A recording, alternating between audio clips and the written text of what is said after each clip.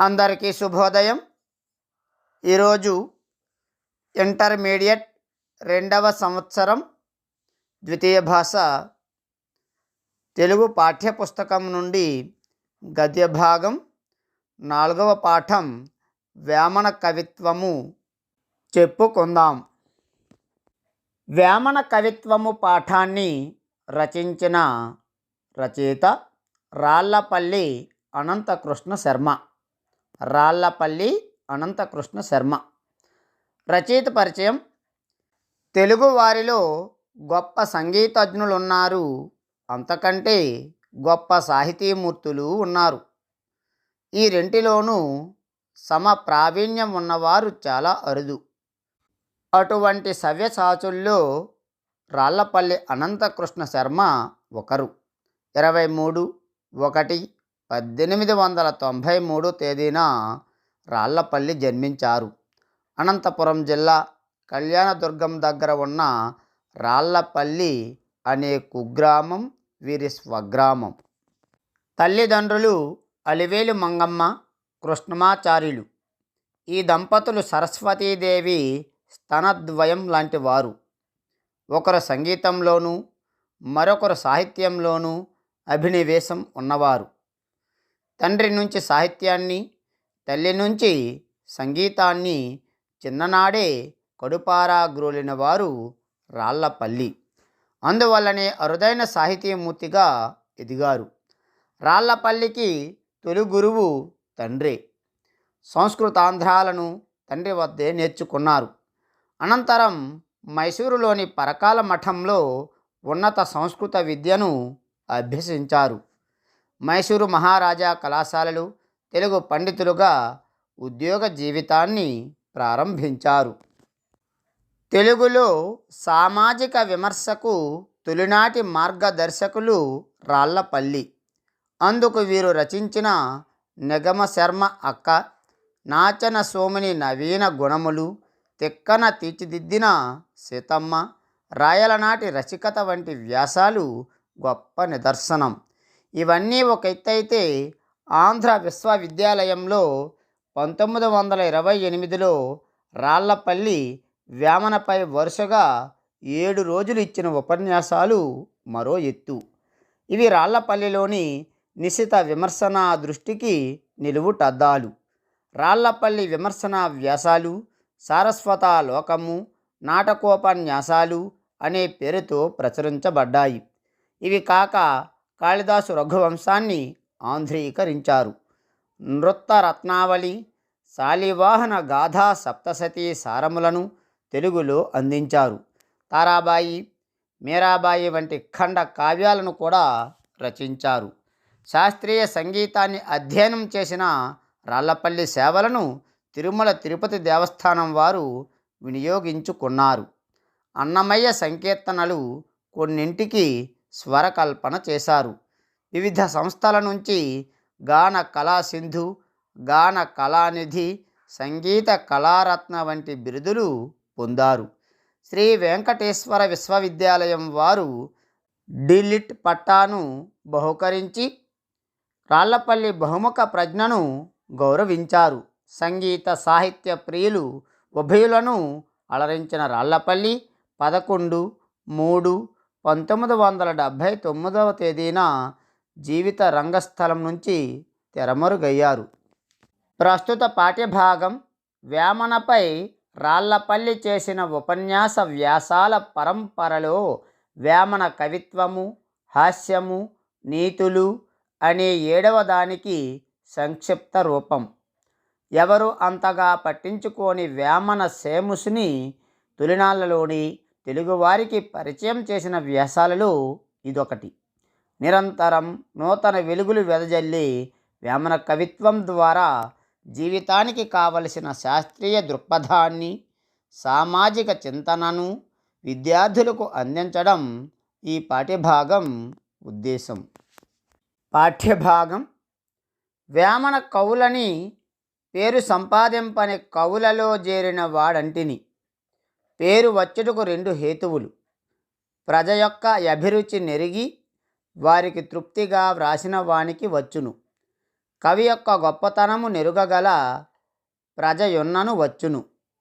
వేమన విషయమంది రెండును లేకపోయినవి. ఇతడు ఇతరులకు హితము గావలయునను ఉద్దేశముతో వ్రాసినే కాని వారు తృప్తి పడవలయునని వ్రాసినవాడు కాడు. వారు తన్ను పొగడవలయునని యాసపడి కానీ తిరస్కరింతురని వెరచి కానీ తన త్రోవను వదిలినవాడు కాడు. మనలో చాలా నాళ్ల నుండి కావ్యం యశసే అర్ధకృతేయను సిద్ధాంతము ముఖ్యముగా నెలకొన్నది. కావ్యములు వ్రాయుటకు మొదటి ఫలములు కీర్తి, ద్రవ్యము. కావున కీర్తినిచ్చు పండితులకును ద్రవ్యమునిచ్చు రాజులకును ప్రీతిని కలిగించినచో కృతార్థులమైతమని అనేక కవులు తలచిరి. దానికి తగినట్లు కవి సార్వభౌముడు మొదలగు బిరుదులను ఎకరాల కొలది ఇనాములను అగ్రహారములను వారికి లభించుచుండెను. తమ మనసుకు తృప్తి కలిగించిన వారి విషయమున ప్రాచీనులు చూపిన మర్యాద ఔదార్యము అత్యద్భుతములు. కానీ కవికి స్వాతంత్ర్యము పోయినది. ఇతడితరుల చేతి బొమ్మయై పోయినాడు. కృష్ణదేవరాయల వంటి దొరయాజ్ఞను తిరస్కరించి ఓరక కృతుల్ రచింపు మటన్న సఖ్యమేయని పెద్దనవలె ధీరముగా చెప్పగల మగ కవి లేకపోయినాడు. ఉన్న అభిరుచికి ఉదాహరణములిచ్చువారే కానీ దానిని సరియైన త్రోవలో మార్చి దిద్దగలిగిన ధీరులు లేరైరి.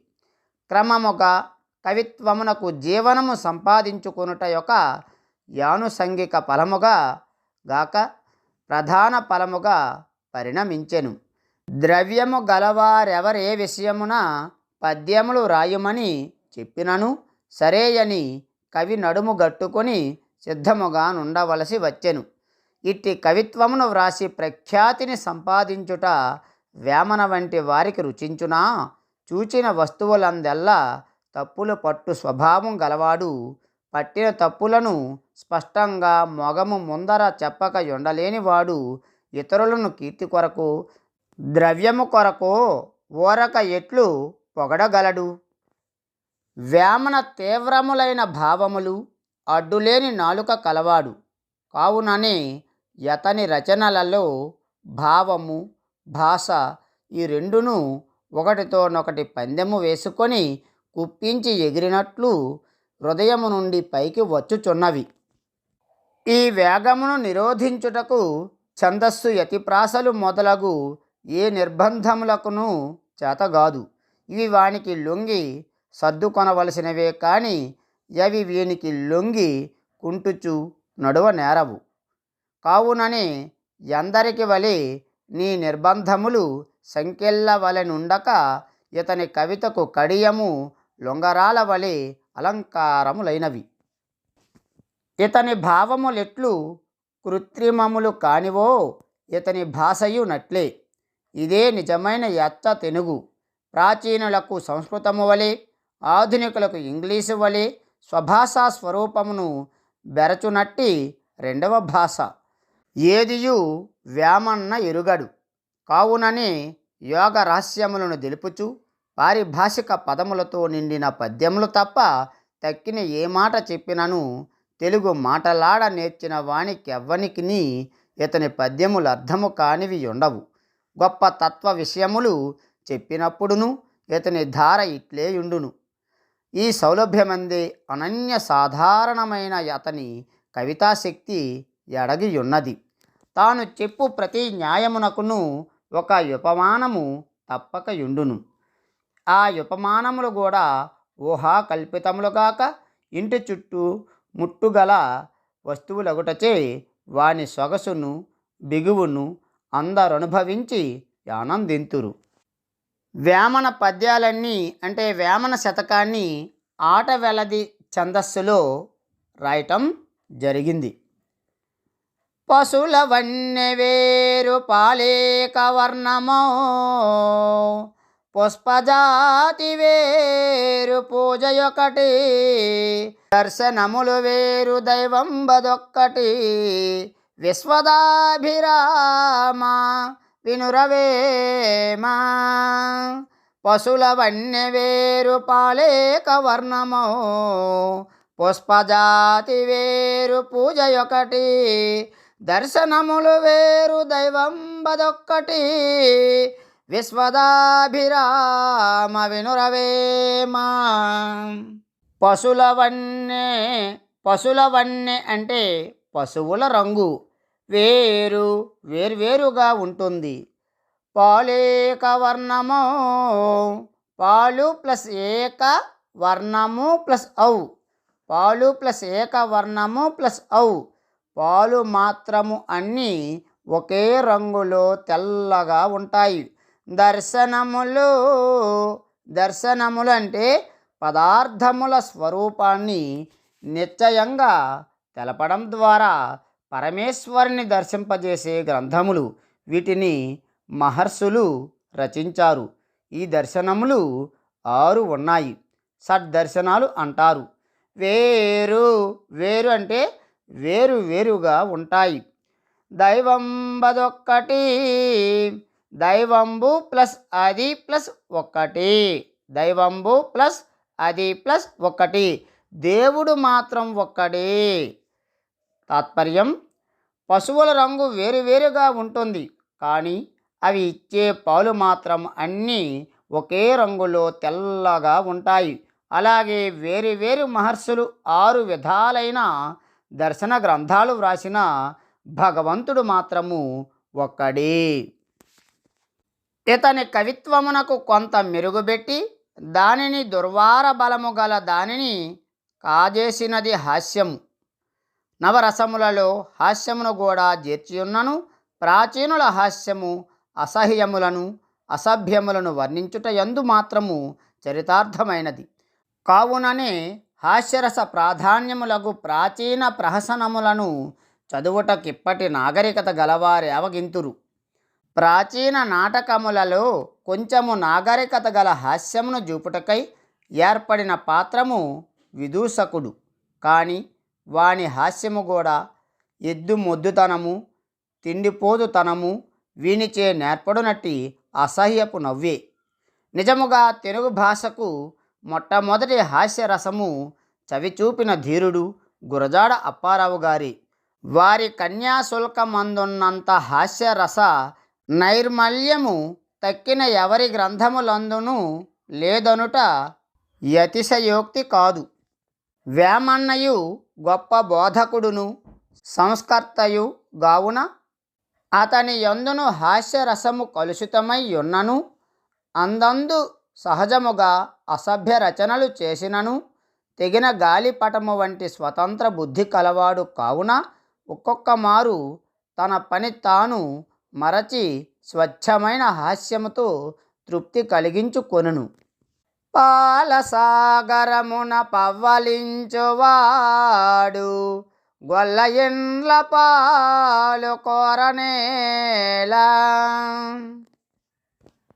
పాలసాగరమున పవ్వలించువాడు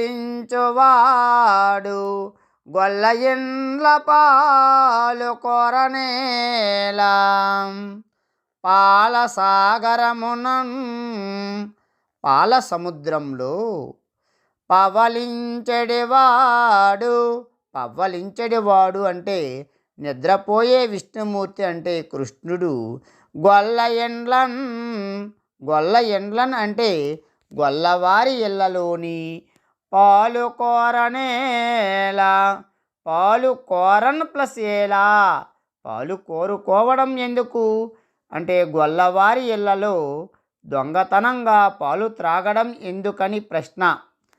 భావం: పాల సముద్రంలో నిద్రించే విష్ణుమూర్తి కృష్ణునిగా, గొల్లవారి ఇళ్లల్లో పాలు దొంగతనంగా కోరుకొని త్రాగడం ఎందుకు, పాల సముద్రము నిండా పాలే కదా అని చమత్కారం. గొల్లవారి ఇళ్లలో పాలు దొంగతనంగా కోరుకొని తాగడం ఎందుకు అను ప్రశ్న వచ్చినది. తక్కిన సమయములందు ఇవన్నీయు బోటకపు పురాణ కథలు అని చెప్పియుండును. కానీ ఇప్పుడు ఆ ఉద్రేకము లేదు. ఇప్పటి జవాబు వేరు. ఎదుటి వారి సొమ్ములెల్ల వారికి తీపు, ఎదుటి వారి సొమ్ములెల్ల వారికి తీపు. అంటే ఎదురింటి వారి సొమ్ములు సొత్తులు అందరికీ తీయగానే ఉంటాయి. అందుకే కృష్ణుడు పాల సముద్రంలో పడుకున్నవాడైనా గొల్లల ఇళ్లలోని పాలు దొంగిలించాడని వేమన జవాబు. ఇది విన్న వాడెంత కృష్ణ భక్తుడైనా నవ్వక ఉండలేడు. మిగిలిన పాఠం తరువాత తరగతిలో చెప్పుకుందాం. ఈ వీడియో మీకు నచ్చినట్లయితే లైక్ చేయండి, షేర్ చేయండి, సబ్స్క్రైబ్ చేయడం మాత్రం మర్చిపోవద్దు. పక్కనే ఉన్న గంట సింబల్ని నొక్కండి. ధన్యవాదములు.